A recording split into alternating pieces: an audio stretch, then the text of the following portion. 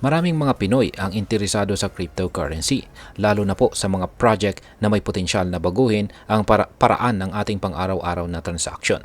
Isa sa mga pinakahihintay na projects dito sa mundo ng crypto ay ang Pi Network.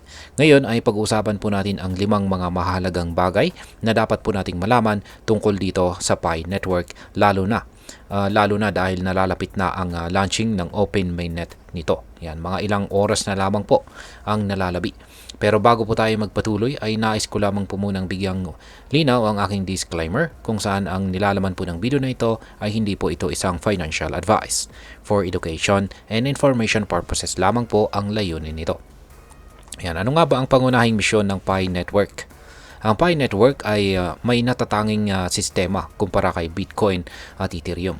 Habang itong si Bitcoin at Ethereum ay gumagamit po ng proof of work at saka proof of stake, ang Pi Network naman ay gumagamit ng isang mas energy efficient na proseso sa pamamagitan po ng isang mobile app.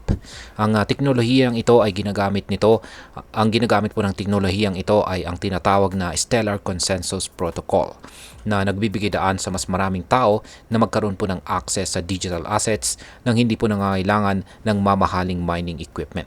Ang layunin po ng Pi Network ay gawing accessible sa lahat ang cryptocurrency, lalo na po sa mga ordinaryong gumagamit lamang ng smartphone.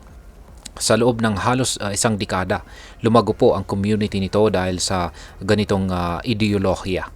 Kaya naman ay maraming crypto enthusiasts ang nakatutok sa magiging epekto ng launching ng Open Mainnet nito.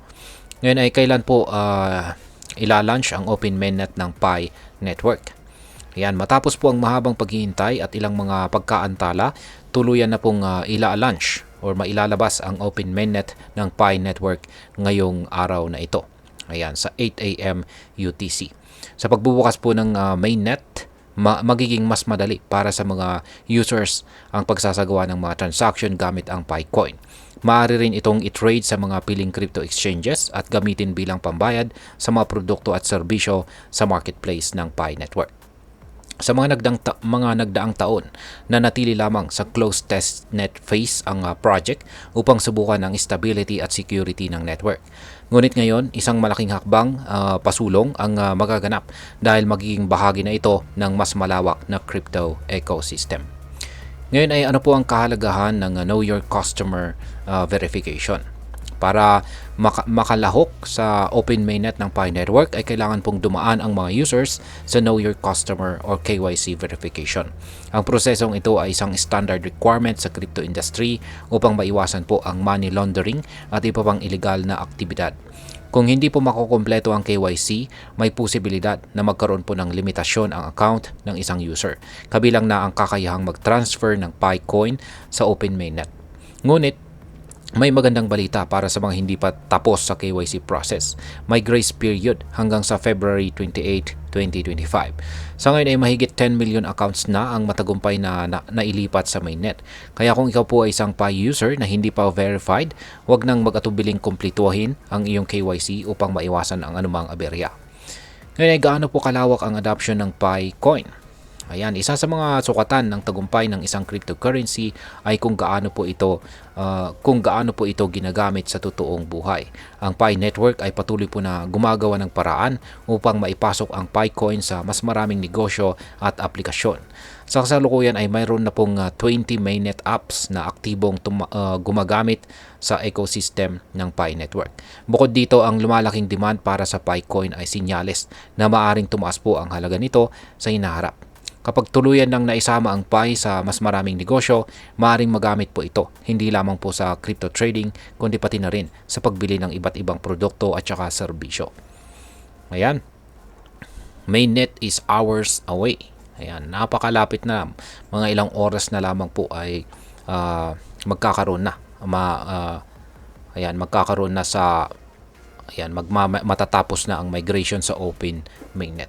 Ngayon ay ano po ang mga crypto exchanges na maglilista dito sa Picoin? Ayan, sa paglapit po ng Open Mainnet launch mamaya, dumarami na ang mga crypto exchanges na nagpapahayag ng suporta dito sa Pi Network. Isa sa mga unang naglista ng Picoin para sa pre-market trading ay ang MEXC Exchange.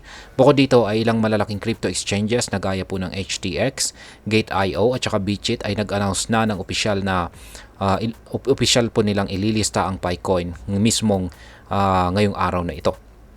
Yan, February 20, 2025. Samantala si Binance naman ay kasalukuyang nagsasagawa pa ng poll upang alamin kung dapat ba nilang idagdag ang Picoin sa kanilang platform. Sa ngayon ay 88% ng mga sumali sa poll ay pabor sa paglista ng Picoin.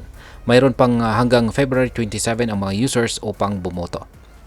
At ngayon ay ano naman ang maaaring maging epekto nito para sa atin bilang mga Pinoy crypto traders at investors, lalong-lalo na sa mga interesado kay Pi Network. Ayan, para sa atin, ang pagpasok po ng Pi Network sa Open Mainnet ay isang malaking oportunidad. Una, ang mga nakapag-ipon na ng Pi coins mula sa mobile mining ay maaari na pong magamit sa aktual na transaction. Pangalawa, maaari po itong magdulot ng bagong pagkakataon sa trading at investment, lalo na kung magpapakita ito ng magandang market performance sa mga crypto exchanges. Ngunit tandaan, hindi po lahat ng bagong cryptocurrency ay agad-agad nagtatagumpay. Mahalaga po ang pagsasaliksik or pagre-research at tamang risk management bago po mag-invest o mag-trade ng anumang digital asset.